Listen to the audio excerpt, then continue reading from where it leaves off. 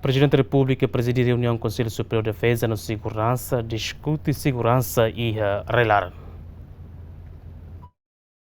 Presidente da República José Ramos Horta, segunda-feira, realiza reunião com o membro do Conselho Superior de Defesa e Segurança e o Palácio Presidencial Bairro Pité, onde discute segurança e relarang. Primeiro-ministro Karela Sanana Guzmão Hateten, Presidente da República José Ramos Horta, russo Timor-Leste, a mantém paz na estabilidade e a celebração Natal no Tinanfon. O Presidente convoca o Conselho Superior de Defesa e Segurança a tu hareba problema de segurança e relaram no mos hare assunto selo que não é a missão foba em mim a tu atene Presidente agradece teves para a sociedade também clima paz dame no domínio bem acontece muito rumah ini mas né e da la foto nessa obstáculo bota lá malo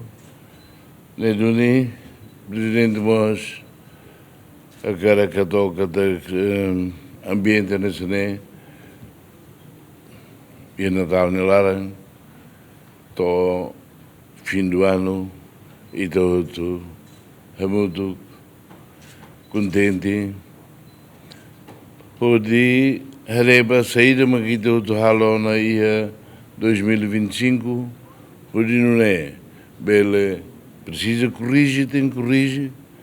precisa halo botfon tem halo botfon a tu lori na fatin reine ba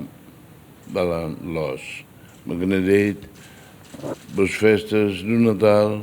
e feliz ano novo bem muito. E a fulan setembro, tinha reunião Ronaldo Recintolo se festar foi possível membro do Conselho Superior de Defesa e Segurança, Hamutuk Sanol Recintolo, hanesan órgão consultivo Presidente da República nia, ba assunto defesa, segurança e soberania, baseado na Constituição RDT, artigo atucida hatnol Recinwalo. No foi possível ba membro Sanol Recinhat, Conselho do Estado, hanesan órgão consultivo Presidente da República nia, e assunto político baseado na Constituição RDT, artigo cianolo no cianol Recinida. Agostinho da Costa, Romualdo Neves, GMN.